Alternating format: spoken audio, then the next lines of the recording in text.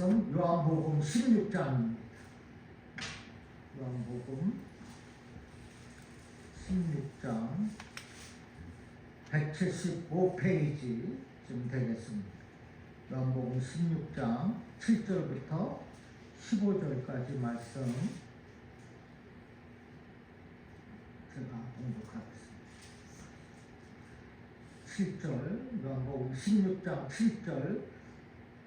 그러나 내가 너희에게 실상을 말하노니 내가 떠나가는 것이 너희에게 유익이라.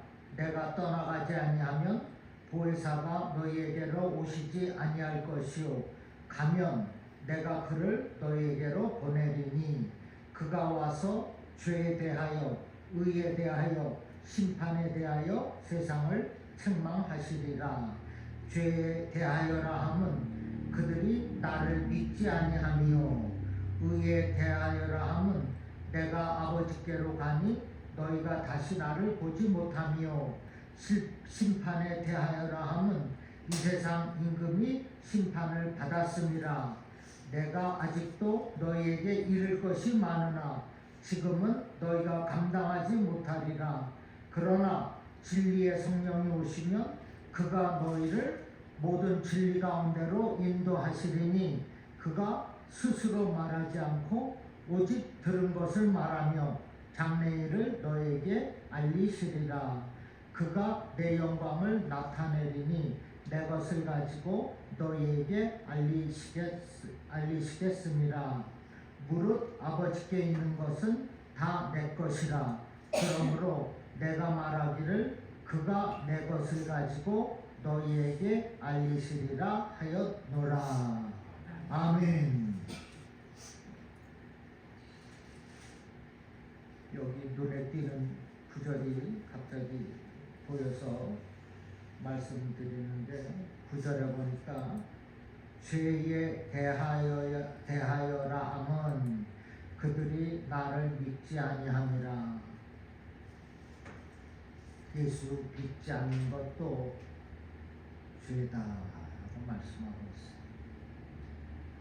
예수 믿지 않아서 살면 죄 짓고 살 수밖에 없는 겁니다. 그러나 저와 여러분은 예수를 믿고 중생하여서 거듭나여서 이렇게 하나님 보시기에 귀하고 복된 성도의 삶을 살아가고 있는 줄로 믿습니다. 우리가 매주일 사도신경으로 신앙을 고백합니다. 사도신경은 12개의 나는 믿는다라는 신앙 고백으로 구성되어 있습니다. 첫 번째는 성부 하나님에 대한 믿음의 고백입니다. 그리고 두 번째부터 7번째까지는 성자 하나님, 즉 예수님에 대한 믿음의 고백입니다. 8번째로 드디어 성령 하나님에 대한 고백이 나와요. 그런데 성령 하나님에 대한 고백은 우리를 당황스럽게 합니다.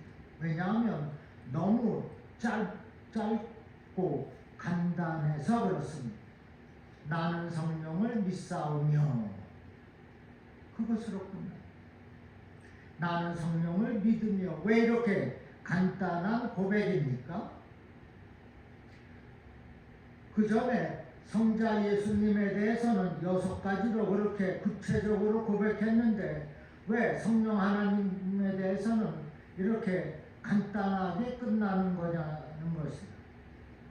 그런데 나는 성령을 믿사오며, 이 고백은 성령이 계신다고 믿는다는 고백이 아닙니다. 성령 하나님과 성령 하나님께 대한 신앙 고백도 단지 하나님의 존재를 믿는다는 뜻으로 하는 고백이 아니에요. 특히 성령 하나님에 대한 고백은 성령님이 계시다, 성령님의 존재를 믿는다는 것이 아니라 성령님의 사역과 그의 역사하심을 믿는다는 고백입니다.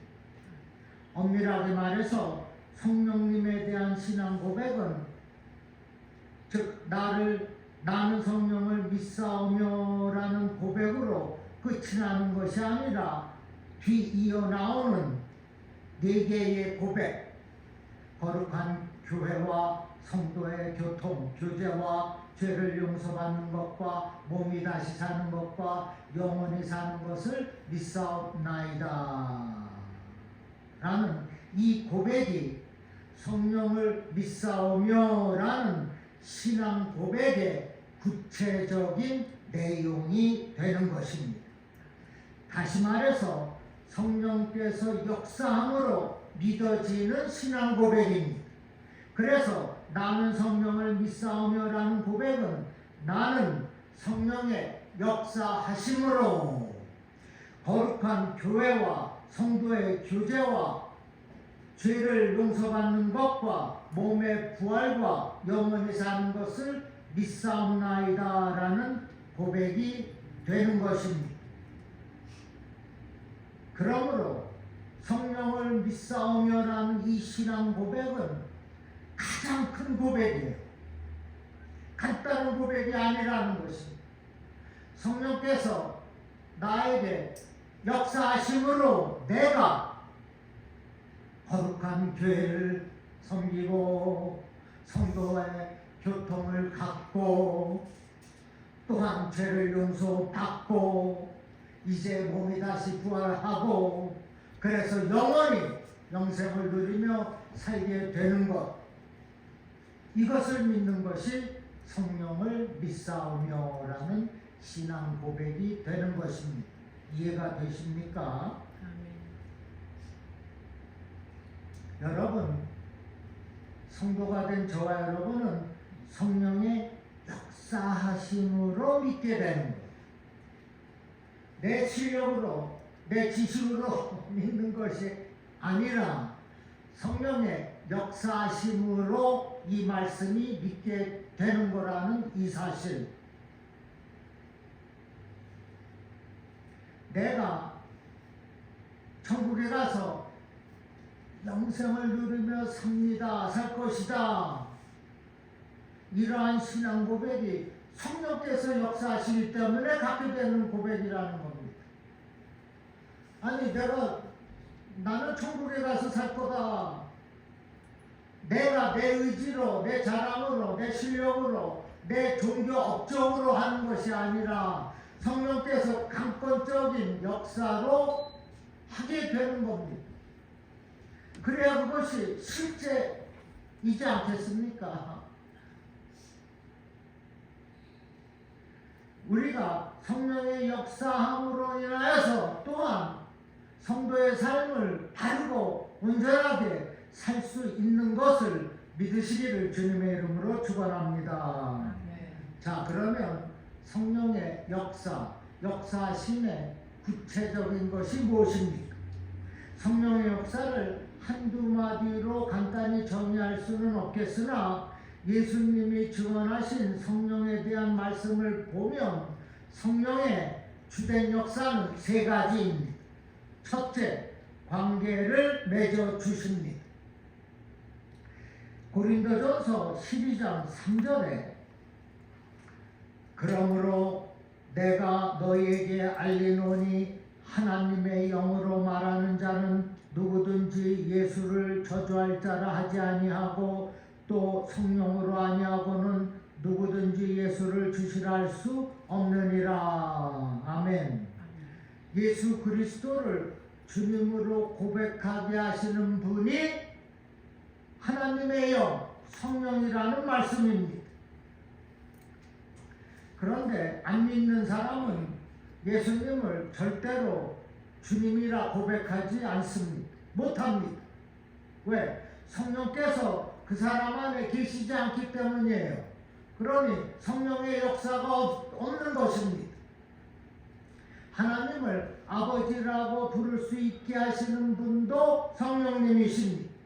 성령님은 이렇게 성부 하나님, 성자 예수님과 우리와의 관계를 맺어 주십니다.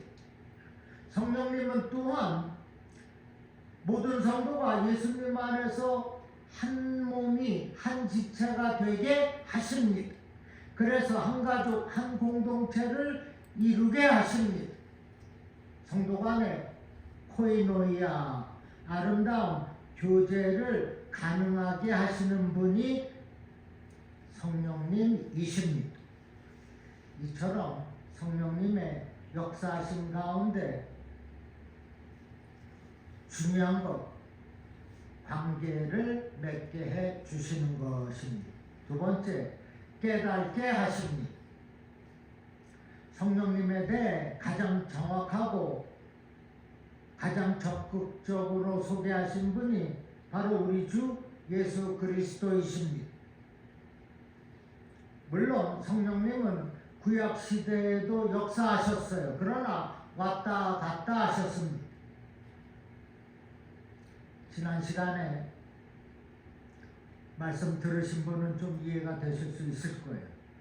그 시대에, 그 구약 시대에 특정한 선지자나 예언자들에게 잠정적으로 함께 하셨기 때문입니다.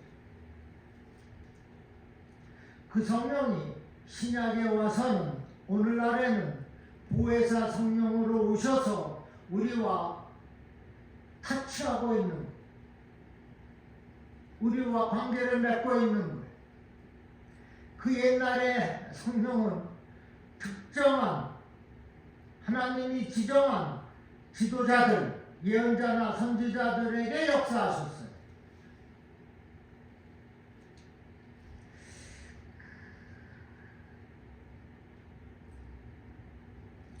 예수님이 세례 요한에게 물세례 받았죠. 세례를 받고 올라오실 때에 성령이 비둘기같이 임했다고 했습니다. 또 예수님이 광야에서 40일 동안 금식하실 때에 그 모든 것을 성령님께서 이끄셨습니다. 그 후 공생의 내내 성령님이 예수님과 함께 하셨어요. 이처럼 성령님은 처음부터 계셨고 창조 때 말하는 것, 하나님의 영이 수면 위에 운행하셨더라. 그 옛날부터 계셨고 지금도 계시고 이제는 이끌고 계십니다. 믿습니까? 예수님이 구원 사역을 마무리하시고 떠나면서 제자들에게 7절에서 성령님을 이렇게 말씀하고 있어요. 7절에 그러나 내가 너희에게 실상을 말하노니 내가 떠나가는 것이 너희에게 유익이라. 내가 떠나가지 아니하면 보혜사가 너희에게로 오시지 아니할 것이요 가면 내가 그를 보혜사를 너희에게로 보내리니. 이거는 이 말씀은 성령에 대해서 말씀 전하면서 수십 번 얘기한, 여러분 다 아시죠? 다른 보혜사 곧 성령이 오시는데 그 성령은 관계를 회복시키시고 깨닫게 하신다는 그 영이라는 사실입니다. 그런데 중요한 것은 성령을 소개하면서 강조하시는 것이 있어요. 8절을 보십시오. 8절에 그가 와서 죄에 대하여 의에 대하여 심판에 대하여 세상을 책망하시리라.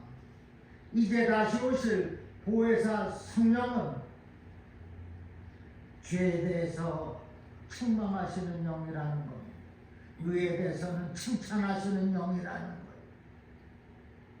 죄짓고 하나님을 믿지 않고 죄짓고 사는 사람들에게는 심판이 있겠다는 것입니다.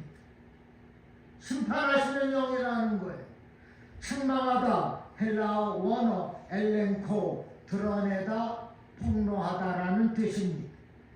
그리고 깨닫게 하다라는 뜻이 포함이 되어 있습니다. 그래서 여기 8절에 책망하시니라. 책망하다는 깨닫게 하다라는 원어의 뜻입니다. 드러내서 지적하고 폭로하고 야단치는 의미가 아니라 깨닫게 하는 것, 스스로 깨닫게 하는 것을 말합니다. 세번역 성경의 8절을 그가 오시면 죄와 의와 심판에 대하여 세상의 잘못을 깨우치실 것이다. 원어 그대로 기록했습니다. 성령이 오시면 죄를 깨닫게 하시고 무엇이 의로운지를 또한 깨닫게 하시며, 그래서 우리가 어떻게 살아야 하는지를 깨닫게 되는 것입니다. 그 일을 보혜사 성령이 하시는 겁니다. 이렇게 깨닫게 하심이 성령님의 주된 사역입니다. 여러분에게는 성령의 역사하심으로 깨닫는 은혜가 항상 있으시기를 축복합니다. 세 번째, 회복시키십니다. 성령님의 결정적인 사역은 바로 회복에 있습니다. 관계를 맺어주시는 성령님은 죄로 인해 하나님과의 관계가 깨어지고 멀어졌던 그 사람들 가운데 계셔서 회개의 영을 불러넣어 주시고 깨닫게 하셔서 관계를 회복시켜 주십니다. 예수님을 구주로 고백하고 영접하면서 십자가의 구속의 은혜를 통하여서 모든 삶을 회복시켜 주시는 겁니다. 그래서 성령님을 소개하면서 보혜사라고 하지 않습니까? 보혜사 무슨 뜻이에요? 상담자, 위로자, 변호자라고 했어요. 결국 보혜사이신 성령님의 최종 목표는 바로 저와 여러분의 회복에 있습니다. 회복입니다. 리커버하는 거예요. 성령이 임하면 각 사람의 마음속에 회복의 역사가 나타나고 이 공동체 속에 회복의 역사가 일어나게 되어 있습니다. 무엇보다도 하나님과의 관계가 회복이 되고 서로의 관계가 다 회복이 되는 줄 믿으시기를 바랍니다. 성령이 임했을 때, 그러면 성령이여 임하시옵소서 간구하는 겁니다. 구하는 겁니다. 사모하는 거예요. 다른 방법 있습니까? 기도해야 된다는 것입니다. 기도.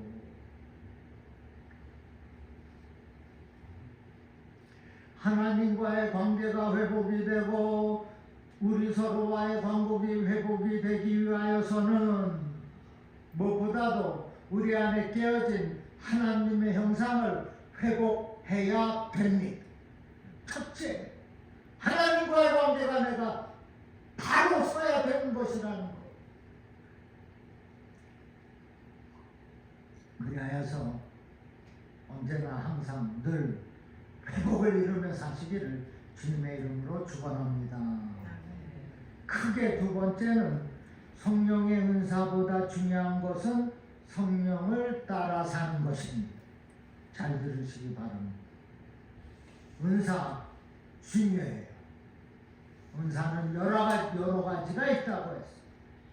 사도행전 16장에 보면 성령이 임하니까 바울이 만난 12명이 방언을 시작합니다. 예언도 해요. 성령의 임하니 은사가 나타난 것입니다.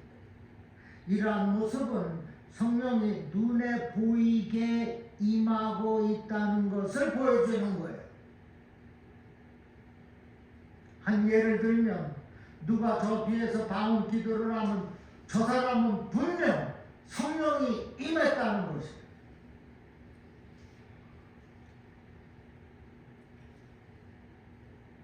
그래서 은사라는 것은 성령님이 우리 안에 계시는 것이 드러나 보이는 것입니다. 은사 있는 사람은 실제로 교회를 위하여서 몸과 마음과 물질로 헌신합니다. 드러나 보여집니다. 은사가 없으면 숨어 지낸다는 겁니다. 앉아도 자꾸 속에 가서 앉아요. 앞에 나와 기도하라면 절대로 안 나옵니다.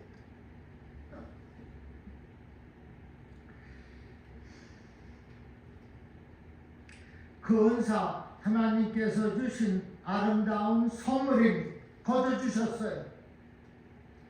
물론 주의해야 할 점도 많이 있습니다. 성령이 임해서 나타나는 현상으로 방언, 예언, 병고침 그 외에 초자연적인 신비로운 것들이 있지만은 그러한 신비로운 것만 추구하다 보면 신앙이 잘못될 수가 있어요. 어떤 능력을 받으면 이 능력은 내 것이다. 하나님이 나에게 줬어. 나는 능력이 있어. 라고 할 수 있어요. 그러나 그것은 당신 것이 아닙니다. 하나님께서 주의 일을 하라고 주신 거예요. 하나님이 주신 거예요. 주님의 공동체를 위해서 사용하라고 주신 것입니다. 그것이 자기 것이라고 여기면 잘못 가는 겁니다. 중요한 것은 성령님을 내 마음에 모시고 살고 있느냐. 성령님이 내 안에 계시면 그 능력 내 것이라고 주장하지 않습니다.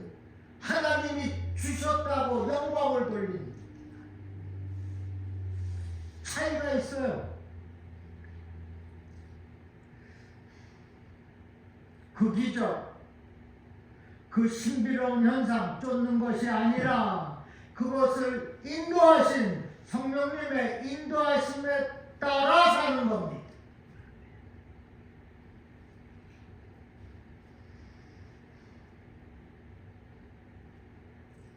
내가 진실로 성령님과 동행하며 순종하며 사는가 자신을 돌보아야 합니다. 그렇게 능력을 행하는 사람도 성령이 충만하지 않은 상태가 있어요. 거짓 병으로 할 수가 있는 겁니다. 성령 충만 없이도 안수기도 할 수 있어요.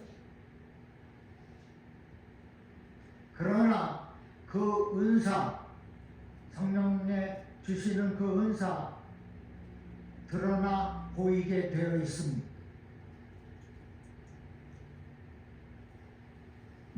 드러나 보이니 저 권사님은 저렇게 기도를 많이 하시는구나. 보이지 않습니까? 자, 고린도전서 12장 3절 말씀 새번역 성경에 그러므로 나는 여러분에게 알려드립니다.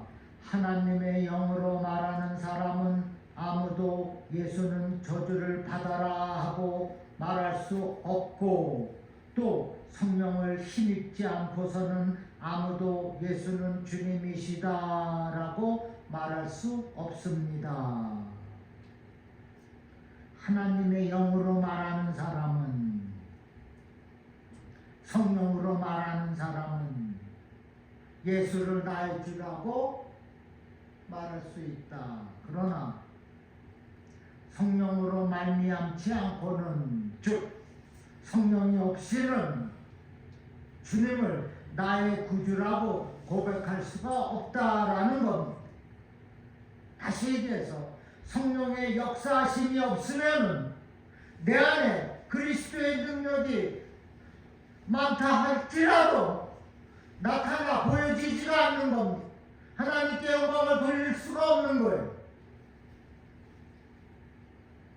로마서 8장 9절에도 거의 흡사한 말씀이 있습니다. 그러나 새 번역입니다. 그러나 하나님의 영이 여러분 안에 살아계시면 여러분은 육신 안에 있지 않고 성령 안에 있습니다. 누구든지 그리스도의 영이 없으면 그리스도의 사람이 아닙니다. 그리스도의 영이 없으면 그리스도의 사람이 하나님의 사람이 아닙니다. 라고 하는 것, 이 말씀도 그리스도의 영이 없으면 예수님을 주님으로 고백하지 못한다는 것, 그리스도의 영이 없으니 그리스도의 사람이 아닌데 어떻게 주님을 나의 구주라고 고백할 수가 있어요? 없습니다. 실제로 안 믿는 분들과 대화해보면 예수님이 주님이라는 고백을 하지 못합니다. 안 합니다. 하지만 예수님이 주님이라고 고백할 수 있다는 것은 성령께서 내 안에 있어서 그렇습니다. 성령이 역사하시기 때문에 내가 주님을 나의 그리스도라고 고백할 수가 있는 거예요. 성령의 역사하심입니다. 내 안에 있는 영이 예수님을 주님이라고 고백하도록 역사하시는 겁니다. 우리가 예배드리고 말씀 듣고 기도하고 찬양 부르고 그래서 신앙의 경력이 쌓여집니다. 기도의 성벽이 높아져 갑니다. 직분도 주어집니다. 성도의 귀한 모습이 보여져요. 언어도 달라집니다. 기적, 은혜, 방언, 성령, 주님의 뜻, 인도하심, 역사하심, 이러한 종교적인 단어를 사용합니다.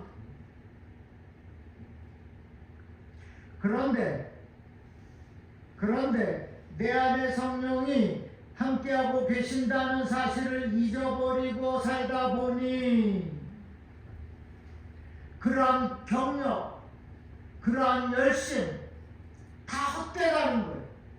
눈에 보여지지가 않는다는 거예요. 내 안에 그리스도의 영이 계시는데 분명히 세속적인 언어를 사용하고 있다는 거예요. 입을 함부로 놀립니다. 여러분, 저와 여러분에게는 성령이 내주하고 계신다는 이 사실을 확실하게 알아야 합니다. 우리는 어떠한 기적, 어떠한 그 신비로운 현상을 쫓아가는 것이 아니라 성령의 내주하심을 깨닫고 그의 인도와 역사하심을 따라가는 거예요. 성령을 따라가는 삶이 중요하다는 말씀입니다. 그것이 크리스찬의 삶이 되는 거예요. 그러므로 여러분은 성령께서 나와 함께하고 계심을 확실하게 믿고 성령을 따라서 그의 인도하심에 따라서 사시기를 주님의 이름으로 축원합니다. 세 번째, 성령님이 내 안에 다스려 주시기를 간구해야 합니다. 1908년 동부의 윌리엄스 대학을 다니던 사무엘 밀스를 비롯한 5명의 학생들이 건초 더미 안에서 기도회를 했습니다. 그러던 중 성령이 임하면서 모두가 선교에 헌신했습니다. 이를 통해서 학생 해외 선교 자원 운동이 시작이 되었습니다. 바로 여기서 나온 한 사람이 조선에 들어온 언더우드입니다. 130년 전 조선에 들어간 언더우드 선교사를 비롯하여 그 많은 선교사들이 바로 이 운동, 학생 해외 선교 자원 운동, 영향을 받아서 조선뿐만 아니라 여러 국에서 복음을 전했다는 것입니다. 여러분, 그 옛날 1800년도에 건초돔이 그 말 먹는 그 마른 풀, 그 막간이겠네. 안에서 5명이 분명 부르짖었어요. 통성으로 기도했어요. 가만히 있지 않았을 것입니다. 강권적으로 역사하시는데 뛰어다니지 않았겠습니까? 이렇게 성령은 강권적으로 역사하는 거예요. 강권적인 그 역사심이 믿는 저와 여러분에게 있다는 것입니다. 그것을 믿고 사는 겁니다. 그것이 크리스찬의 삶이 되는 거예요. 오직 성령이 너에게 임하면 무엇이 있어요? 권능이 있다고, 권능을 받고 오라고 했어요. 권능을 받으면 무엇이 됩니까? 내 증인이 되라고 했습니다. 지금 언더우드 선교사가 성령의 강권적인 역사로 내 증인이 되었습니다. 증인이 되었기 때문에 대한민국이 기독교화가 될 수 있고 우리가 이렇게 주님을 섬기고 있는 것 아닙니까?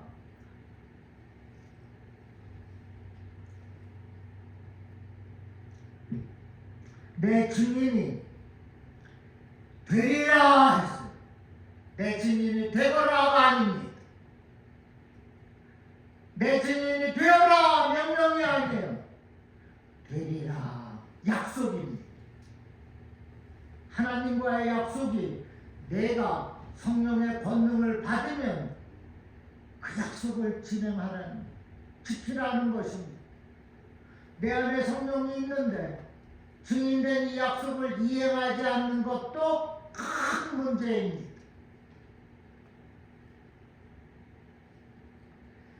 성령이 임하시면 권능을 받는데 그 권능은 증인이 되는 약속을 지키게 하는 겁니다.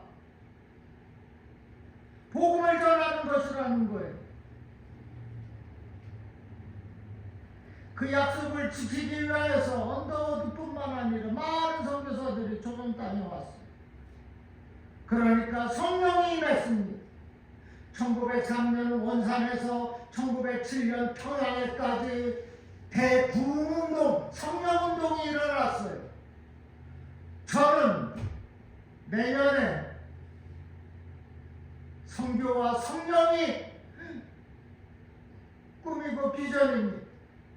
성교하고 성령운동하는 교회가 되기를 원하고 있어요. 그런 마음이 강력하게 와 있어요. 성령의 강권적인 역사라고 믿고 있습니다. 그래야 우리가 살 수, 그래야 우리 후손들이 살 수, 그래야 우리 중앙교회가 계속 100년, 500년을 이어나갈 수가 있습니다. 기도도 안 하고 성령도 무시하고 그래갖고는 안 되는 것입니다. 성교와 성령교회, 성령과 성교와 성령교회, 그 단어를 마음에 새기시기 바랍니다. 그리고 기도하세요. 2026년은 하나님의 성교와 성령의 교회입니다. 또 성령운동 이라니까 또 이상하게 생각하는 분 계실까봐 걱정인데, 여러분 내가 어떤 미친 광적인 목사입니까? 그렇지 않습니다. 저는 아주 보수적이고 순수하고 말씀 전하는 목사예요. 성령을 전해야 되겠습니다. 다 저와 여러분의 성도의 삶을 위해서 그렇습니다.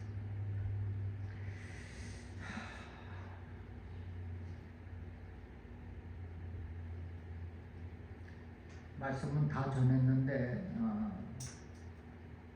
질문 한번 하겠습니다. 여러분은 살아계신 성령이 함께 하심을 믿으십니까? 아멘. 그 성령께서 인도하시고 역사하심을 또한 믿으십니까? 아멘. 이제는 성령을 구하며 사는 것, 충만하게 사는 것, 성령으로 충만하게 사는 것. 그래서 관계 회복하고 깨우치고 회복이 되어서 크리스천의 삶을 능력 있게 사는 것입니다.